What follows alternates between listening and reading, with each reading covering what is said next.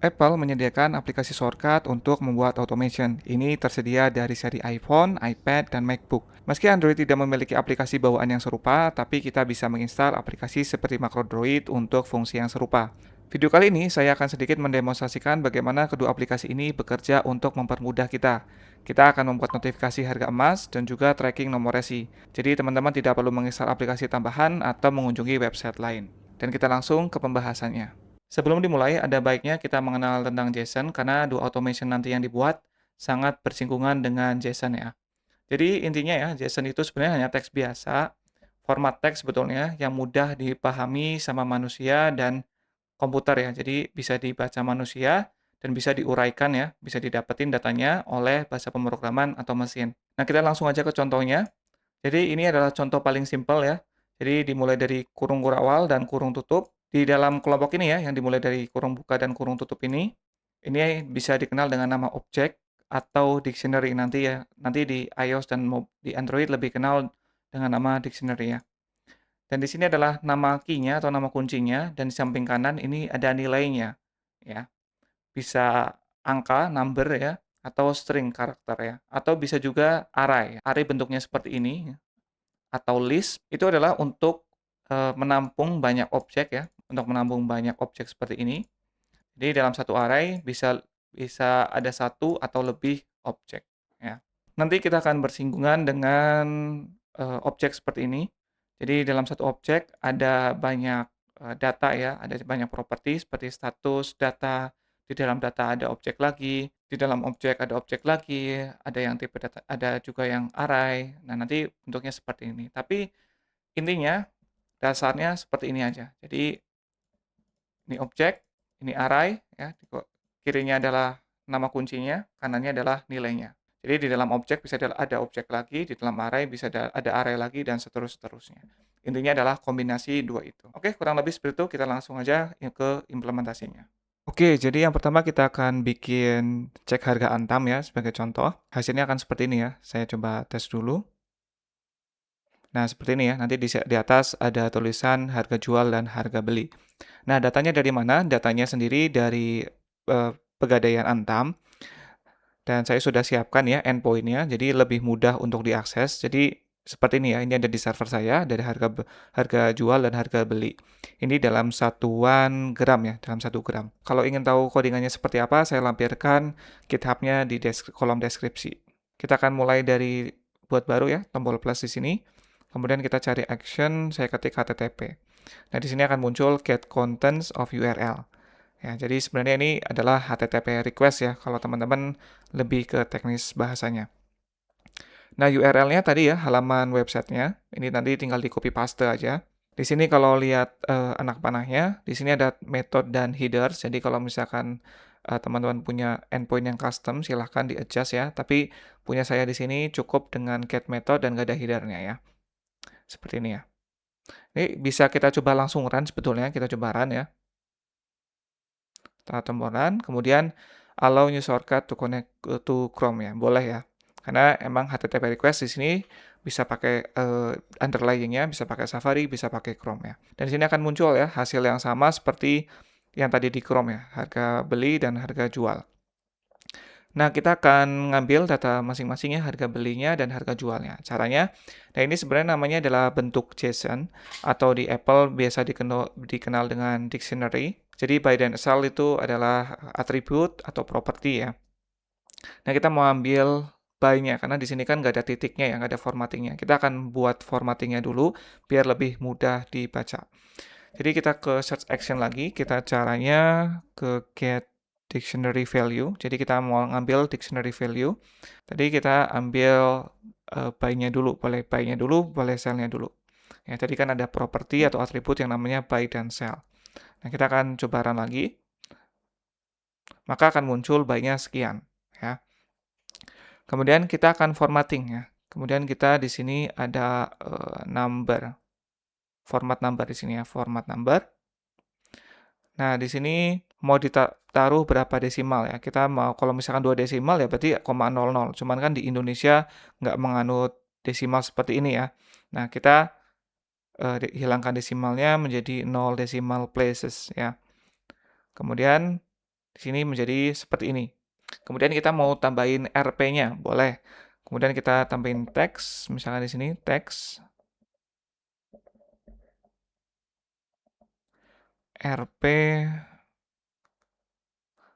format number di sini ya, format number yang di sini. Tinggal diklik ya yang di sini. Atau bisa juga select variable, terus pilih yang di sini yang di atas format number.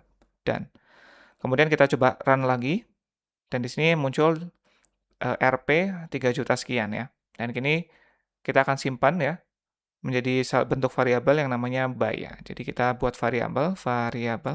Jadi caranya nggak saklek ya. Jadi teman-teman bisa nggak saklek seperti ini, bisa diubah-ubah ya urutannya. Maksudnya bikin variabel dulu, baru di format, terserah. Ini adalah salah satu contohnya ya. Di sini kita namakan nama variabelnya by ya. Jadi saya buat nama variabelnya by yang berisikan tadi ya rupiah 3 juta sekian ya. Kita bisa run lagi di sini. Nah ya, di sini sama aja ya. Cuman bedanya nilai 3 juta sekian ini kita simpan di variabel yang namanya by. Nanti akan ngeklik ketika di bagian akhir ya. Kemudian kita akan format ya bagian selnya. Jadi kita dictionary lagi, dictionary, oke, dictionary value.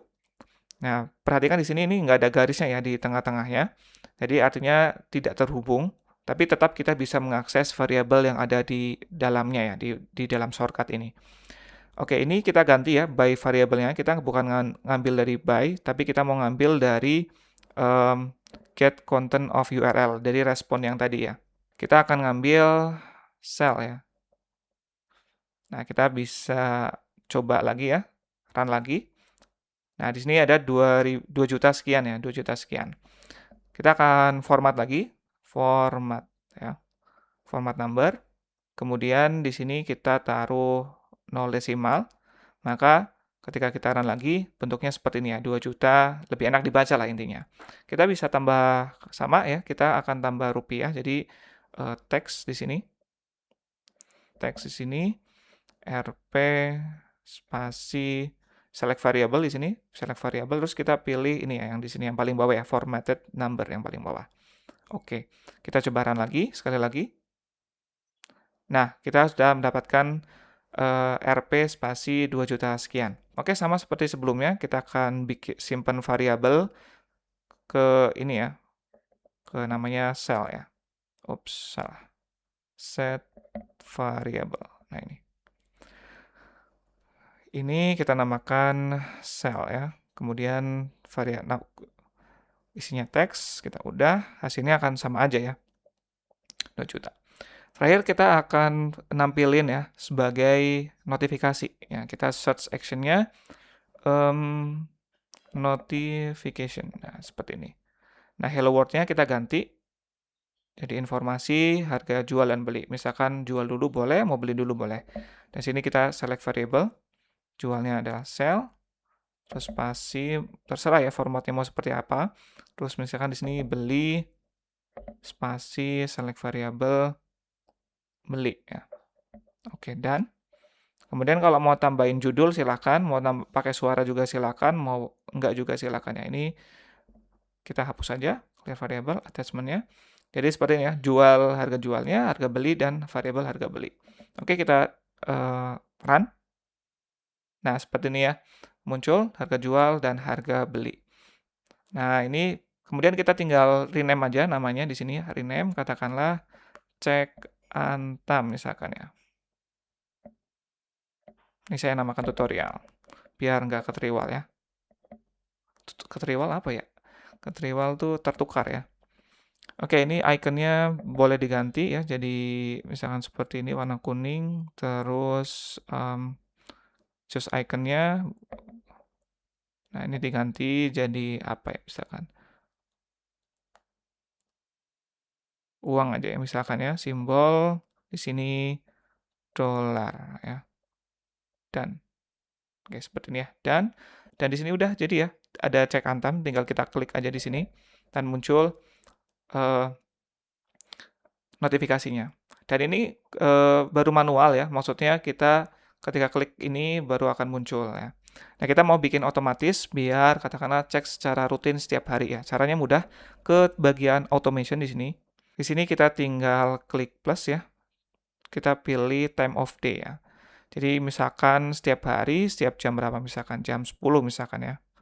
Jam 10, next, kemudian pilih cek antam tutorial ini misalkan saya, nama shortcutnya ya.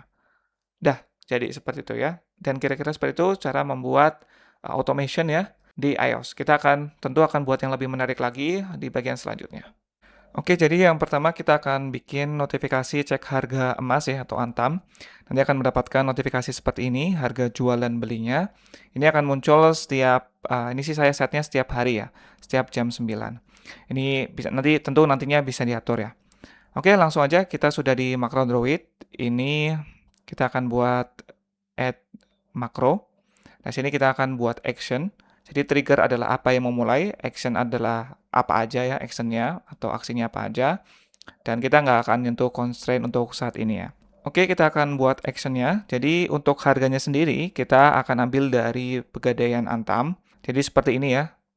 Muncul informasi harga jual dan beli. Ini ada di server saya, tapi teman-teman boleh secara bebas menggunakan server saya ini. Kembali ke makro Droid, jadi kita buat action, kemudian kita cari yang namanya HTTP. HTTP request, dan sini metodenya adalah get, kemudian URL-nya adalah tadi ya, server saya. Untuk yang penasaran seperti apa codingan di balik layar ini, teman-teman bisa cek GitHub-nya, ada di kolom deskripsi. Oke, ini saya matikan follow redirects karena memang nggak ada redirect-nya. Kemudian pilih sini ya, save HTTP response in string variable. Nah, kita akan bikin variabel namanya response. Sebenarnya nama variabelnya bebas, yang penting representatif ya. Oke, kemudian ini ya, ini opsional, cuman saya lebih suka Prettify JSON Response, jadi lebih mudah untuk dibaca. Nanti akan kelihatan yang saya maksud. Ini kemudian tinggal di save. Nah, kita akan coba run ya, klik kanan jadi klik di sini ya, kemudian tes action. Nah, kemudian nggak akan muncul apa-apa ya, tapi teman-teman bisa klik di local variable di sini. Nah, ini akan muncul ya responnya. Tadi kita bikin variabel namanya respon, dan ini adalah hasilnya. Jadi ada muncul buy and sell ya. Nah, Prettify di sini agar lebih mudah dibaca aja. Selanjutnya kita akan bikin variabel baru untuk menampung ini. Ini kan datanya string ya. Kita perlu mengubah menjadi JSON atau dictionary ya. Kalau di Java di sini ya, di Android.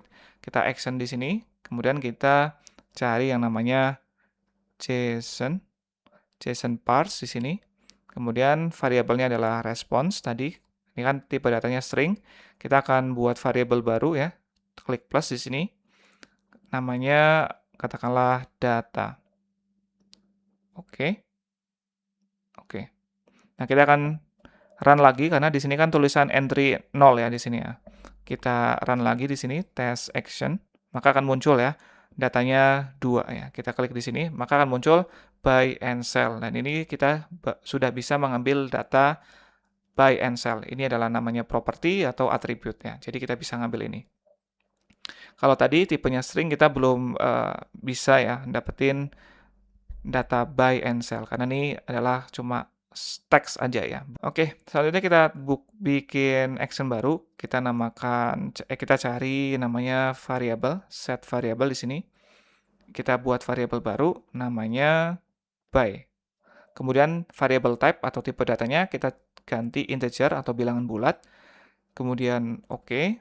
Di sini kita pakai expression titik 3 lagi. Kita akan ngambil local variable di sini, local variable. Kemudian kita ambil data. Kemudian tadi ada data by ya. Oke, standar format, oke, kemudian oke lagi. Nah, ini kan 0 ya. Kita coba run lagi ya di sini, kita tes action. Nah, kan muncul ya sesuai 3 juta sekian dan buy-nya juga 3 juta sekian. Kita akan bikin satu variabel lagi tentunya namanya sell. Jadi kita variabel new variable namanya sell di sini. Kemudian tipe datanya sama integer. Oke.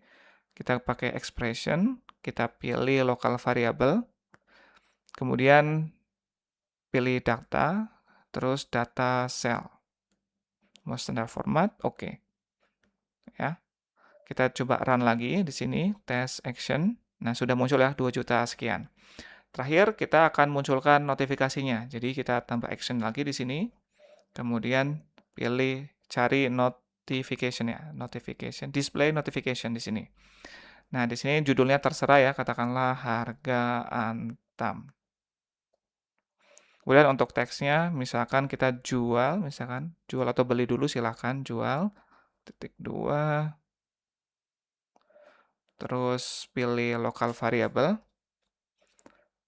sell, kemudian spasi, beli, titik 2, local variable lagi, buy. Seperti ini ya. Kemudian harusnya udah ya, seperti ini. Kemudian oke. Nah, dengan begini actionnya sudah selesai, kita coba tes ya, tes lagi, tes action. Nah, akan muncul ya di sini ya. Nah, di sini sudah muncul ya. Ups. Kita coba lagi ya. Tes action.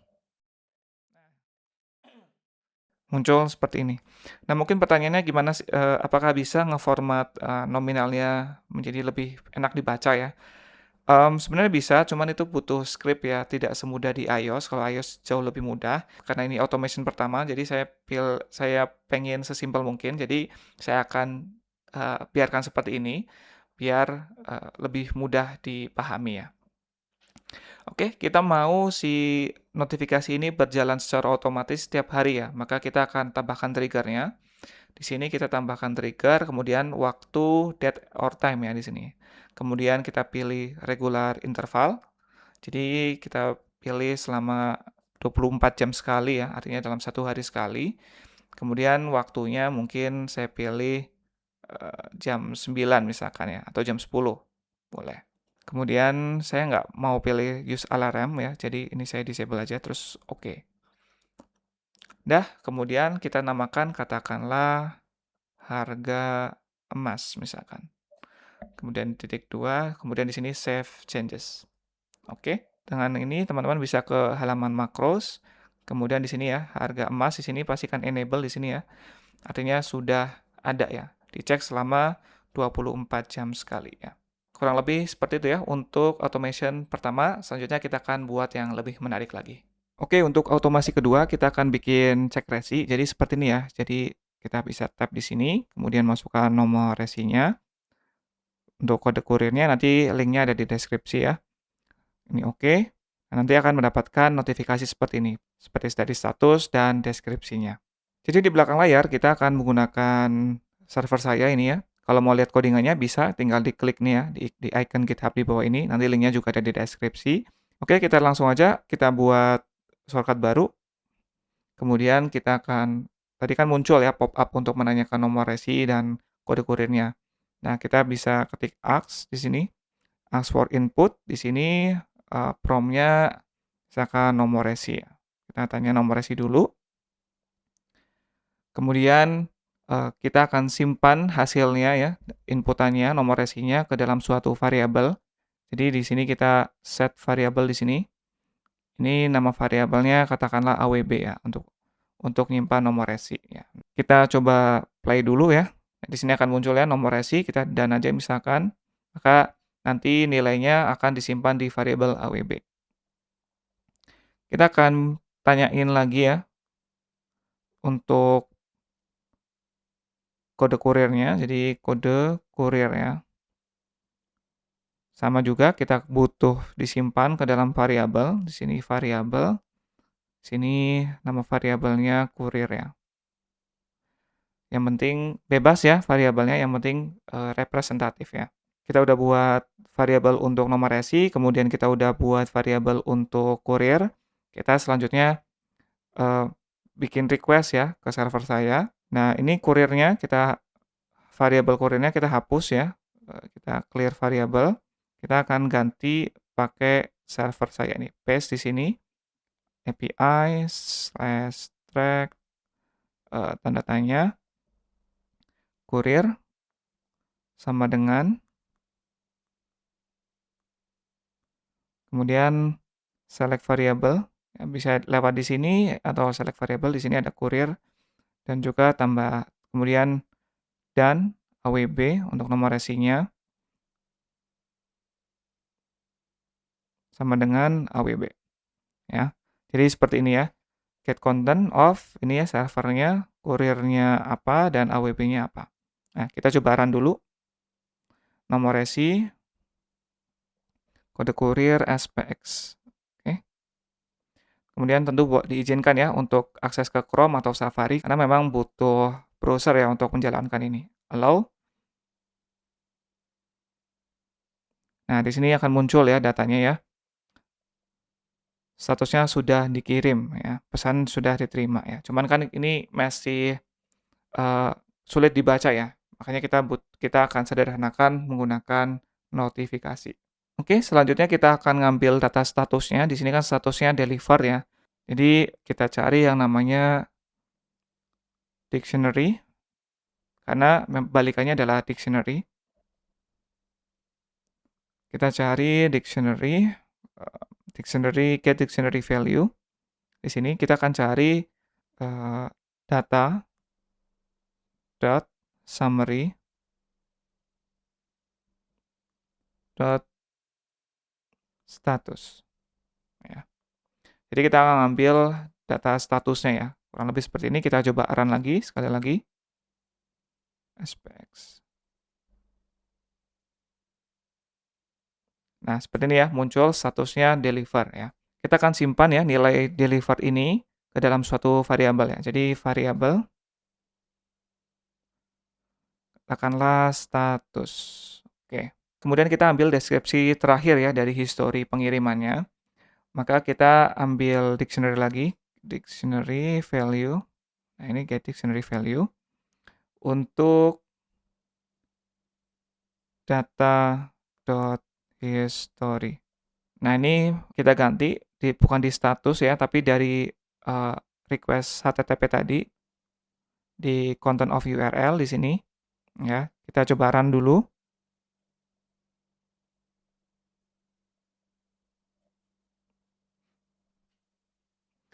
Seperti teman-teman lihat, kita punya 20 ya, 20 history. Jadi ada page 1 of 20.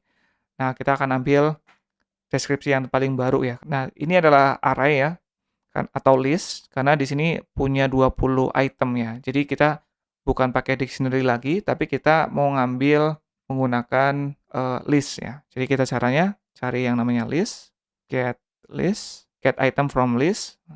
Nah, kita mau ambil item yang pertama ya, tadi yang page 1 yaitu ya, dari list dari 20 item tadi ya. Kita coba bisa run lagi.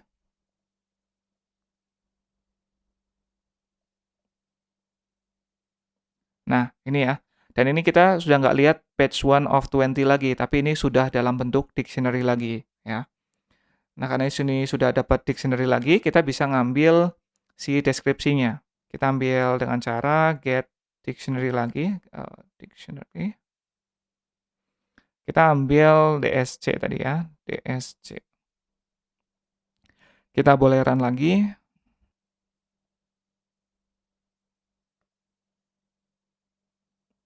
Nah, ini ya, deskripsinya sudah kita ambil, kita simpan ke dalam variabel. Katakanlah di sini deskripsi ya nama variabelnya. Oke. Dan terakhir kita tampilin sebagai notifikasi. Jadi show notification. Untuk judulnya kita pakai deskripsi aja ya di sini ya. DSC ada nggak di sini? Oh, nggak ada ya. Nah, ini DSC ya. Atau kalau terlalu panjang bisa select variable, kemudian klik ini DSC. Oke. Kemudian untuk title-nya kita pilih status titik 2 select variable lagi, kita pilih status ini. Nah, seperti ini ya. Attachment-nya kita hilangkan, clear variable, kemudian kita tes ya. SPX. Nah, muncul ya, status, delivered, dan deskripsinya. Udah selesai nih, kita tinggal namain shortcut-nya, katakanlah apa ya, check resi. Iconnya boleh juga diganti warna kuning misalkan, seperti ini aja, misalkan ini contoh aja ya. Kemudian di done. Nah, sudah selesai, maka kita sudah berhasil membuat automation kedua untuk cek resi. Kita coba sekali lagi ya di sini, tinggal di tab, ketik SPX. Nah, muncul. Oke, selanjutnya yang kedua kita akan buat cek resi ya untuk di HP. Jadi nanti kita punya tombol tambahan seperti ini di layar. Kita bisa klik di sini. Kemudian bisa masukkan nomor resinya, terus oke, kemudian kode kurirnya ya. Nanti kode kurirnya saya akan lampirkan di kolom deskripsi ya. Ini oke lagi, maka akan muncul hasil seperti ini ya. Statusnya apa, kemudian deskripsinya seperti apa. Jadi di belakang layar kita akan menggunakan server milik saya. Jadi kita akan pakai ini ya. Ini di server saya. Kalau misalkan mau lihat codingannya juga bisa. Silahkan klik di icon GitHub di sini. Linknya juga akan ada di deskripsi. Oke, kita kembali ke makro Droid. Kemudian kita akan add makro. Nah, di sini kita akan bikin actionnya dulu aja kali ya. Triggernya kita nanti akan setup. Oke, kita tambah. Nah, kita akan butuh user input ya. User inputnya kita akan dari variabel ya. Dari sini variabel, set variabel. Kita akan buat variabel baru, namanya katakanlah awb ya. Ya, ini untuk nomor resinya. Ini tipe datanya adalah string. Kemudian oke. Ini kita akan pilih user prompt, jadi akan menanyakan ya. Akan muncul pop-up seperti awal tadi. Kita oke. Nah, title-nya di sini adalah nomor resi. Oke. Nah, kita akan coba run ya. Kita coba run dulu. Test action. Nah, di sini akan muncul ya nomor resi. Oke, kita cancel dulu. Ini di sini ya di local variable empty ya karena kita nggak memasukkan apa-apa tadi. Kita tambahkan variabel lagi ya. Kita bikin variabel baru. Di variabel kita namakan courier. Tipe datanya string lagi karena teks ya. Kita oke. Kemudian user prompt. Judulnya kita masukkan kode courier. Oke. Nah, kita bisa coba lagi kalau penasaran. Kita test action. Ini ngawur aja dulu ya. Terus ini apa misalkan ya. Nah, di sini terlihat ya nilai dari variabelnya ya. Oke, selanjutnya kita akan bikin action baru. Kita akan panggil HTTP request. Nah, di sini URL-nya server saya yang tadi ya. Paste di sini. Kemudian ketik manual aja seperti API garis miring track. Kemudian tanda tanya ini query parameter courier sama dengan. Nah, di sini kita panggil variabel tadi ya, local variable. Oke. Kemudian courier. Oke. Terus di sini ketik lagi ya. Di sini dan awb sama dengan local variable. Oke. awb ya. Jadi kita akan memanggil URL ini sesuai dengan yang tadi kita input ya. Kurirnya apa sama nomor resinya apa. Ini nggak usah follow redirect karena memang nggak ada redirect. Terus save HTTP response in string variable. Nah, kita akan buat variable namanya response ya. Response. Oke. Kemudian saya pilih Prettify JSON response biar lebih mudah dibaca ya. Terus oke. Dan sekarang kita bisa langsung coba ini ya. Jadi kita ke sini, kita tes action-nya. Nomor resinya ini ya, sudah saya siapkan. Terus oke. Terus ini kurirnya SPX ya, dari Shopee ya. Oke.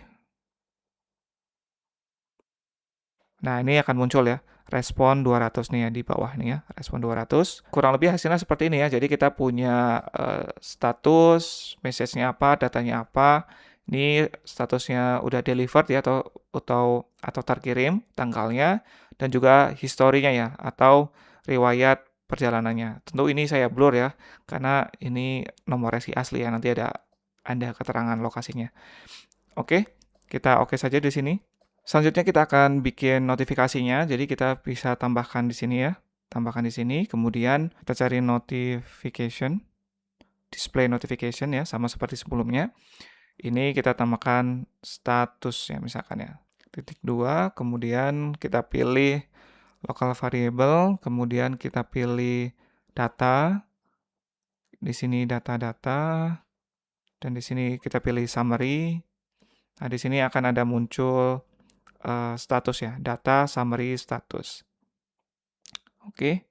Kemudian kita untuk teksnya kita akan pilih di sini local variable lagi, kemudian data dari yang dictionary, kemudian dia ada property data, kemudian kita pilih history. Nah, history kita mau ambil yang pertama ya, karena saya udah set yang pertama adalah yang terbaru ya. Oke, seperti ini, kemudian di kolom deskripsi. Oke, udah seperti ini. Kita oke. Dan sekarang tentu kita akan coba aja ya. Kita di sini, kita tes action ya. Nomor resi, kemudian kode kurir. Nah, itu ada muncul notifikasi ya. Di sini statusnya sudah sampai pesanan tiba di alamat tujuan oleh yang bersangkutan. Nah, tentu kita butuh triggernya ya. Kita akan bikin tombol melayang ya. Jadi kita tambah di sini ada namanya button, kita search aja button. Floating button di sini ya. Kemudian kita namakan, ini terserah ya, mau ikonnya seperti apa. Ini untuk sementara seperti ini aja ya, silahkan dipilih. Biar nggak terlalu lama, kemudian kita oke aja di sini. Oke, kemudian kita namakan check resi ya. Di sini saya tambahkan tutorial aja, biar tahu, biar lebih jelas. Oke. Kemudian kita save changes. Oke, kita back ya. Kemudian di macros tentunya kita akan punya check resi tutorial. Dan ini ada tombolnya ya yang sudah melayang. Kalau dirasa terlalu besar bisa dikecilkan ya.